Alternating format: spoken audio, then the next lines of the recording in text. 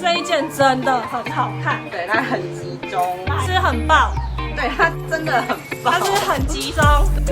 森林系宠儿，它这边都是做平面的蕾丝，然后是透纱的，比较透的，下面是微微的小卷边，它这个是2到3公分的衬垫，然后它是前扣无钢圈的，前扣，它是前扣，而且它的扣是塑胶扣，对，这是塑胶的。对，假如说你对铁扣比较敏感的话，比较容易过敏的话，那这个它是塑胶的。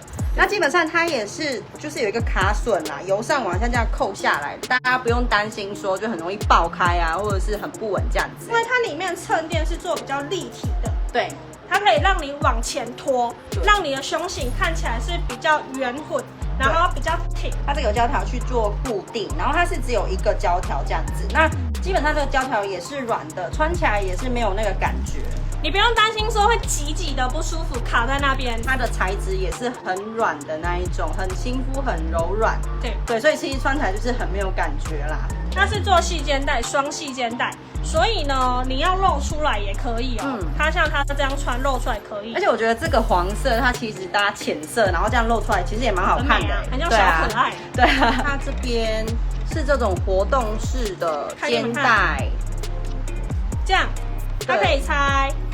所以呢，只要是这种可以拆的活动式的肩带，它就可以变化3种。它的尺寸是32到38B， 这一款版型偏小。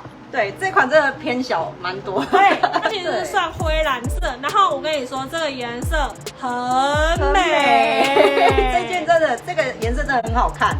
黑色是不像刚刚的黄色或是蓝灰色那么的跳。但是它的黑色，我觉得对我来说，我觉得应该是比较古典一点点。对，比较古典一点，但是其实也是蛮可爱的。焦糖色，对，焦糖色，它也是蛮显肤色的。对，这颜色也很好看。对，这颜色很可爱。对啊，那给你们看一下。这种它是网纱，然后上面它的话也有跟内衣一样这种蕾丝的造型。那它的臀部这边，大家看一下。那弹性也蛮好的。对，弹性。它可以穿到 M 至 L 的话都还 OK， 是有弹性的，然后算蛮包臀的啦。对，其实是算蛮包臀的。